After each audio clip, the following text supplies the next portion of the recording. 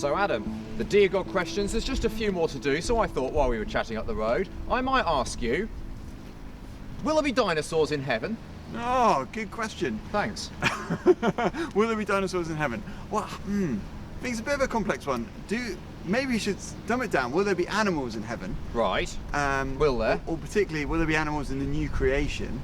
And I think the answer is yes, because when God made the world, he made animals and animals were good. And actually the work of Jesus and his salvation is a work of restoration back to Eden. The whole creation? The whole of creation is going back to Eden, but it's going to be even better than it was. So yeah, I definitely think there's going to be animals, because when God made them first, they were good. But then also when we look in Isaiah, chapter 11, there's this great prophecy about what the new creation is going to be like. And God uses and describes animals and how the lion and the lamb are going to be able to lie down together. So that sort of gives us that picture of the new creation, and animals are definitely going to be. But what dinosaurs have gone extinct though, haven't they? Dinosaurs has gone extinct, so that's why I think this makes it a bit more complex. Will dinosaurs be in heaven? I think, well, we don't know, because the Bible doesn't tell us. So we know animals will be. We don't know if dinosaurs are, because they're extinct. But so maybe we can say like a positive maybe. Maybe right. Yes, rather than maybe yet no, maybe yes. But what we do know, well, that Jesus is going to be in heaven, and Jesus is amazing. So it doesn't matter how cool it will be to see a T-Rex, which won't want to eat us alive, and that will be pretty cool. It'll be nothing compared to seeing Jesus Christ. Brilliant. Okay, that's all good. What about, how did God make the Big Bang? Well, Genesis chapter 1, God made all of creation, including the Big Bang, with his words. He spoke creation into being. Right. Okay, so that answers that one. maybe we want a bit more, but the reality is the Bible doesn't actually give us like the precision. It's not a science textbook, is it? It's not a science textbook, no. It sort of tells us who created it, and that it was created by God's words, rather than the precision of creation.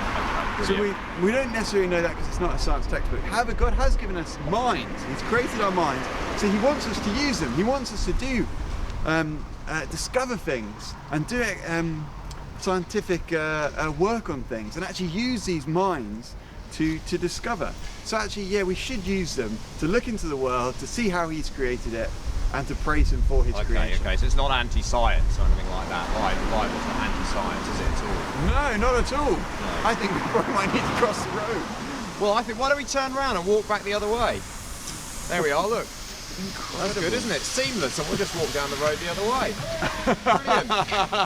Right, so my next question is, what about God being born? How was God born? When was he born? What happened? Well, God doesn't have a birthday because God is eternal. He has no beginning, right. And he has no end. He's just been going on and on and on and on. And if that makes you go, what? How can that be? And it's meant to. It's meant to make you feel like that, because God is not like you and me. He's not a created being. He is the creator of all there is. But actually, this is the best news in the world, that God doesn't have a birthday, because that means he's actually worthy of our trust. He's bigger than us, and he's better than us, and he's stronger than us. However, what is also incredible about God is that this God who is outside of creation and created everything chose to have a birthday. What?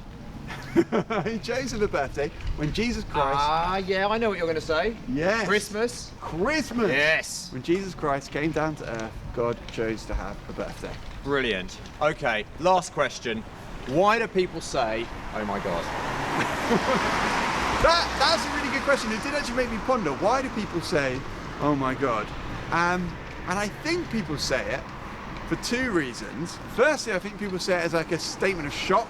Whether it's good news or bad news, they're just shocked by the news. And so they say this statement as a way of just expressing that shock.